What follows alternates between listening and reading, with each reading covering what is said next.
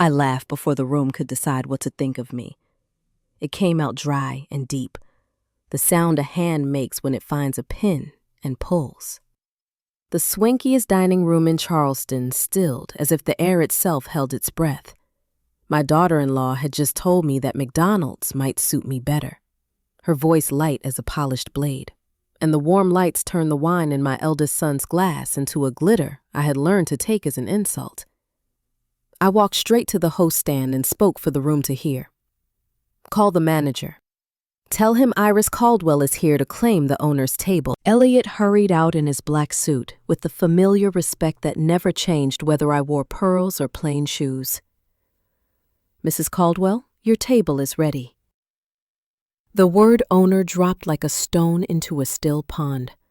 Ripples of whispers crossed the candlelight. Aubrey's painted smile stalled. Grant's jaw locked around a glass he suddenly seemed afraid to lift. At the next table, my younger son Mason stared at his napkin as if he could fold himself into it and vanish. Elliot led me to the center table beneath the chandelier. White linen, crystal. The kind of light we had chosen years back to flatter faces without telling lies. "Pour the Lafitte, 2005, I said softly. "Tonight deserves it." He knew this tone. It meant the quiet years were over. I am 70 years old, the widow of a mechanic who loved me with a steady kindness that never needed an audience. When he died on a March morning, the world did not pause. It kept moving while I learned how to breathe. I raised 2 boys on motel housekeeping wages and the stubborn belief that endurance was a kind of savings account. My hands cracked in winter from bleach and hot water. I learned to count every tip and tuck a little into a column I called future. A retired accountant who lived month to month in the motel taught me ledgers between midnight coffee and morning shifts. The numbers did not lie. $1 and 1 lesson at a time. I bought a municipal bond, then a second. I listened to cooks talk about food costs and to truckers talk about empty storefronts.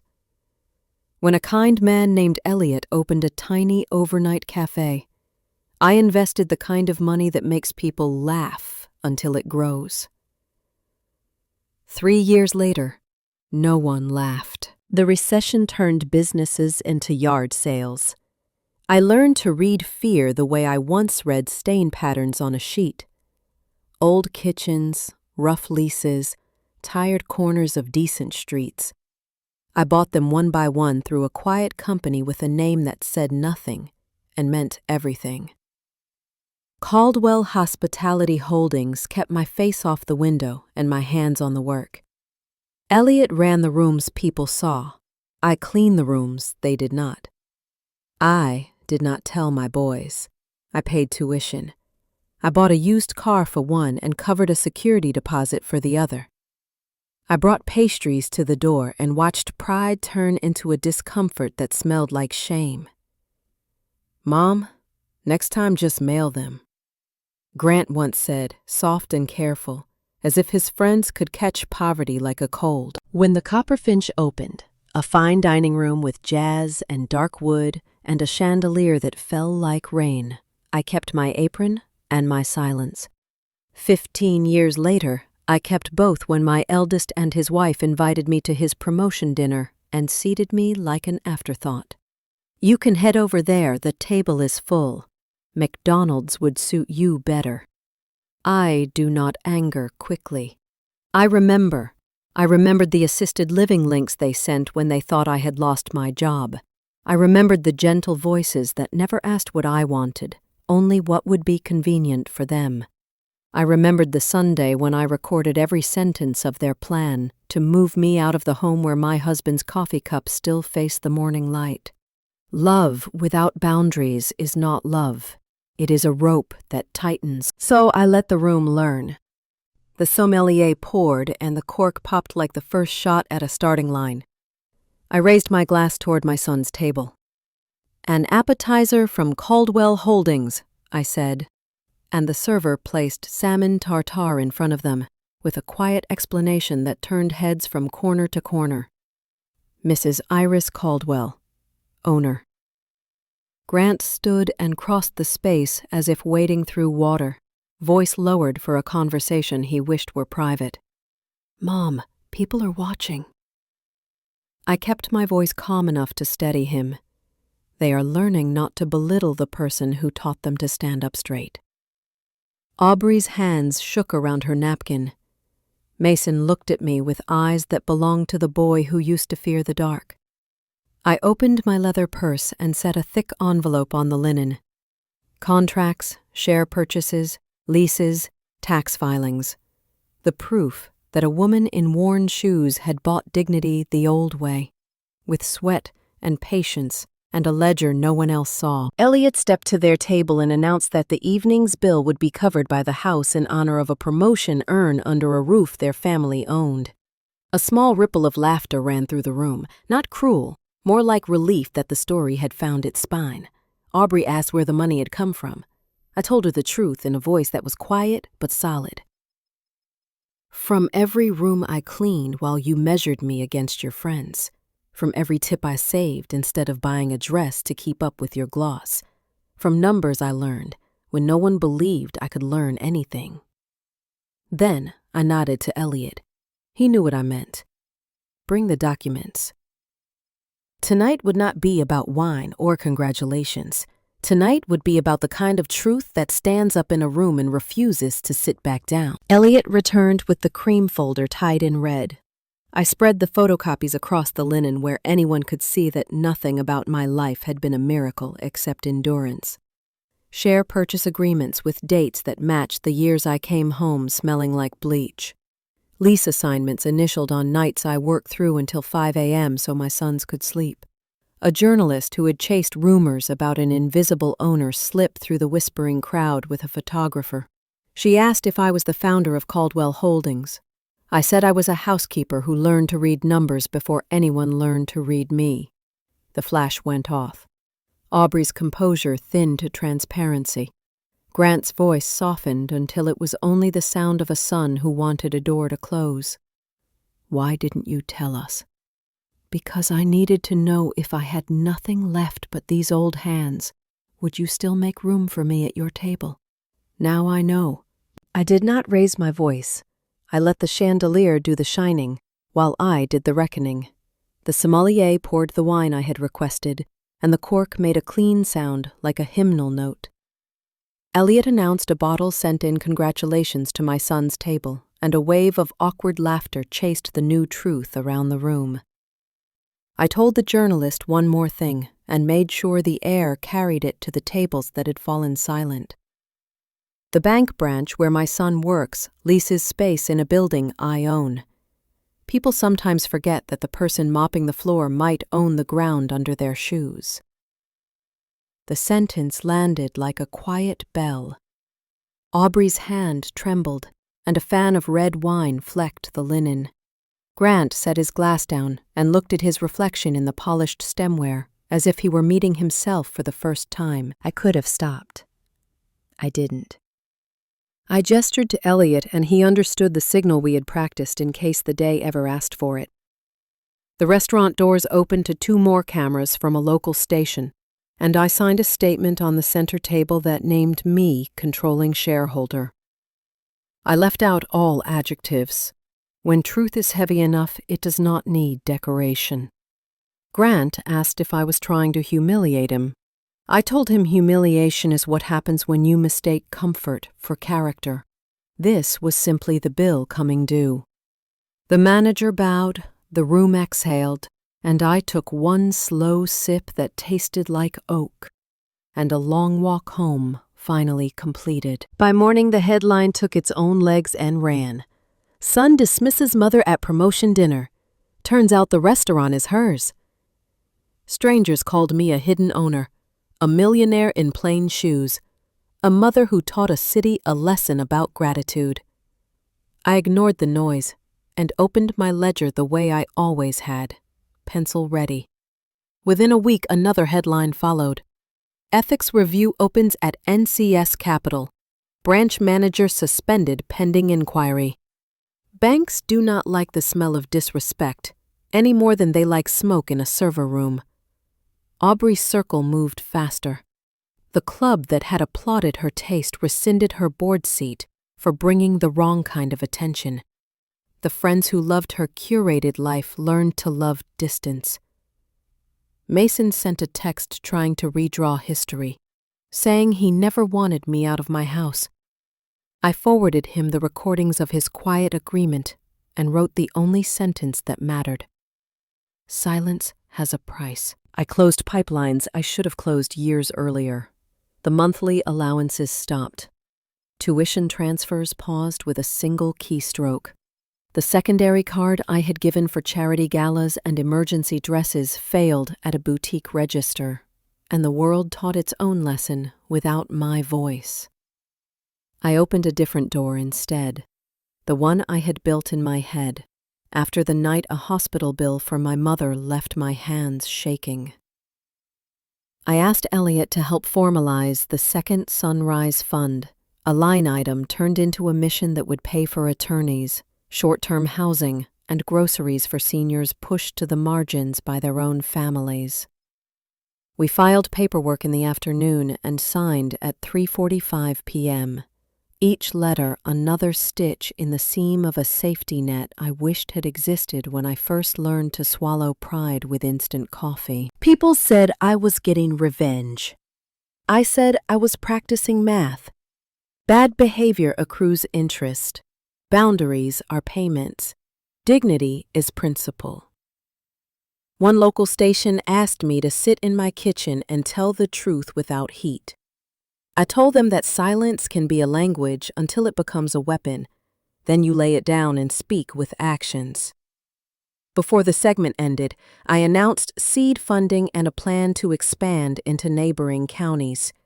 Elliot would serve as executive director because he knew the difference between performance and service.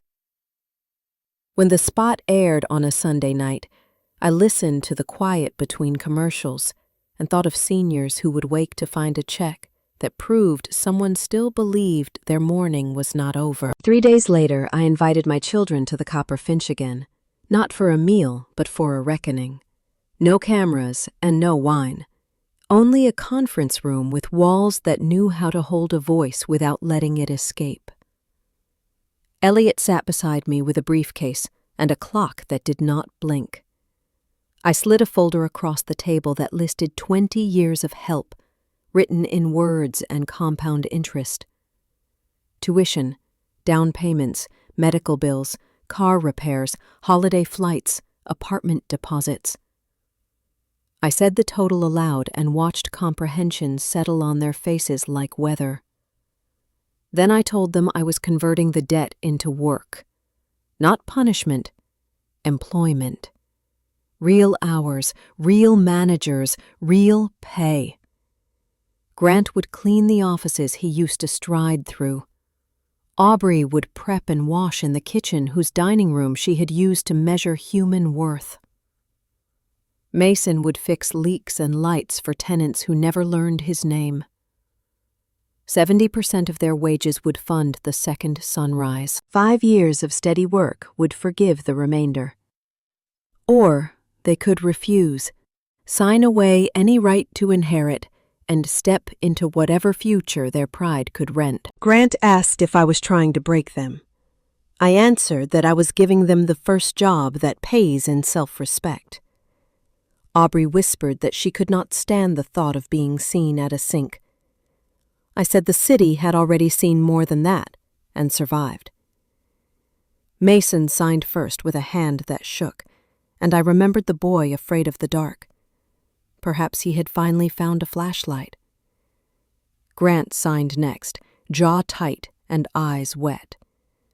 Aubrey waited, then pressed the pen down so hard the ink bled. I added one more term they would not notice until later.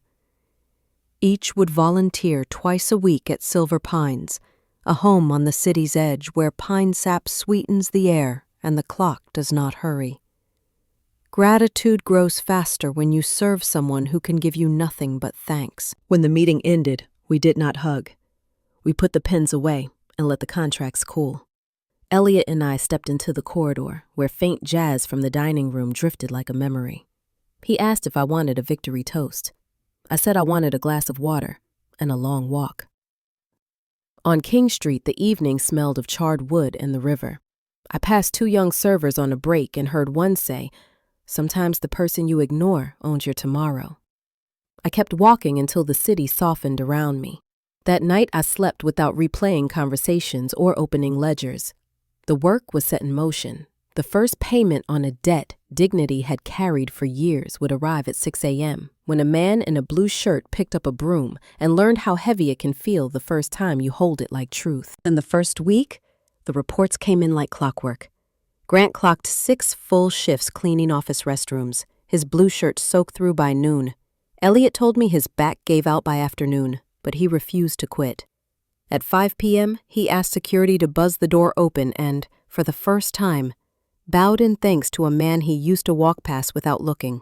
Aubrey showed up every evening at the Copper Finch in a beige uniform. Her makeup melted under the heat lamps, her manicured hands red from dishwater. Someone caught a short clip of her washing pans. A former socialite turned kitchen hand, and it went viral. I watched without pleasure. Humiliation doesn't teach. Labor does. The next day she returned early, hair tied back, asking the head chef about inventory shrinkage. For the first time in years, she was learning to count something other than status. Mason spent his days under sinks and behind walls, fixing leaks that reminded him, he later wrote, how easily neglect can rot the foundation of anything. Weeks passed. The laughter stopped. Grant began greeting the guards by name. Aubrey started taking notes in a small spiral pad about recipes and plating. Mason left polite notes after repairs. Pipe fixed. Thank you for the coffee. Simple words pinned by other workers on the staff board like proof that dignity still circulates in small acts. The Friday HR reports arrived crisp and spare. No excuses, no complaints. Elliot said to me one morning, "They're learning the language of work." I said, "Good. It's the only language that doesn't lie." Then came the volunteer shifts at Silver Pine's home. I never went with them. I didn't need to. Elliot told me what happened. Grant met an elderly woman, Miss Renee, who said her daughter hadn't visited in 3 years. He didn't reply, just sat beside her wheelchair, looking at the same pine-shadowed window. The next week he brought a chessboard. He lost every game to a retired math teacher named Mr. Hector, who told him, "Don't keep your head down when you lose. You'll miss the next move." Aubrey worked in the kitchen, cooking oatmeal too thin the first day. The residents teased her gently, and she came early the next morning to try again, adding honey and almond milk until it tasted like care instead of duty. When Miss Margaret told her it was good, Aubrey blinked hard and smiled like someone who hadn't heard kindness in a long time. Mason tightened bolts and fixed light bulbs. An old woman touched his wrist and said, "Thank you, son." He later wrote in his journal, "My hands were dirty, but my heart felt clean." The 4th week brought loss. Mr. Hector passed away quietly in his sleep. My children stood by his empty bed silent. Grant placed the chessboard on the nightstand. Aubrey set down a bowl of oatmeal he'd never eat. Mason tightened the loose bed frame screw. No one told them to. They simply knew. That evening, I received their journals by email. Grant reflecting that I must have watched their mistakes the same way Mr. Hector had, letting them learn. Aubrey wrote that a spoon of oatmeal could be a love note. Mason said being called son by a stranger was the first time he'd truly understood the word. I folded the papers and placed them in my drawer. For the first time since that night at the restaurant, I wept, not from anger, but from the ache of seeing the first cracks of grace returning to them. Months later, I invited them to dinner. No reporters, no contracts. Just roast chicken, salad, and cornbread, the meal I made in our poorest years. They stood in the doorway, awkward and unsure. Tessa brought daisies and set the table. The first 10 minutes passed in silence, the air filled only with the soft scrape of cutlery. Then Grant spoke. "I wanted people to forget where I came from," he said, his voice rough. "But the more I denied you, the more I erased myself." Aubrey confessed she had been afraid of poverty all her life. Mason admitted that silence had been his form of betrayal. I didn't answer with words. Instead, I asked who would help me with dishes. Grant stood first. Aubrey rolled up her sleeves. Mason grabbed the towel. We worked in rhythm, the water running, plates clinking, no one commanding anyone else.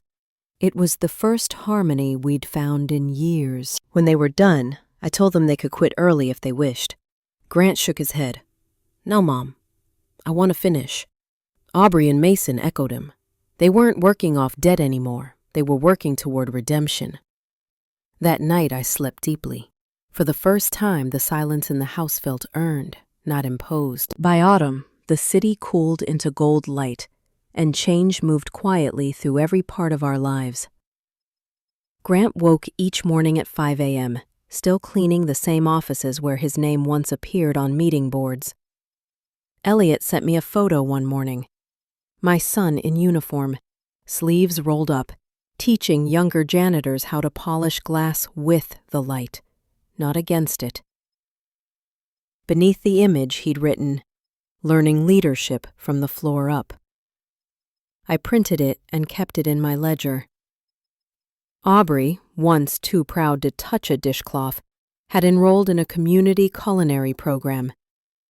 By day, she learned knife skills and recipe math. By night, she prepped dinners at the Copperfinch. The head chef told Elliot, "She's not afraid of heat anymore." In October, the restaurant held a small contest for staff. Cook a southern dish from the heart. Aubrey made gumbo without butter, heavy oil, or pretension. Just honest food meant for the elderly guests she now served. When the judges tasted it, one said, "It tastes like someone who's been humbled and found flavor in it." She won. That night she wrote in her journal, "Cooking is how people love without talking." Mason surprised everyone. He built a maintenance schedule for all Caldwell Holdings properties, color-coded charts, repair checklists, even QR codes for each unit. Efficiency, Elliot told me, with heart. His team started calling themselves the Respect Crew. One resident in a senior complex drew a sketch of a new lamppost Mason had installed with the words, "Thanks for bringing back the light." Mason mailed it to me. I pinned it above my desk. By December, they were ready for the next step. Elliot proposed promoting Grant to supervise the third floor of the main office. I nodded. Let him try. When I visited the Copperfinch later that month, Aubrey ran the kitchen calmly, delegating without arrogance. She greeted me at the counter. "Would you like to try the gumbo, Mom?" she asked, nervous but proud. It was perfect, seasoned with sincerity. Mason came by days later with a small box. Inside was a note. "Tessa and I are engaged. We want a simple ceremony, just family." My hands trembled. "This time," I whispered, "I'll just be a guest."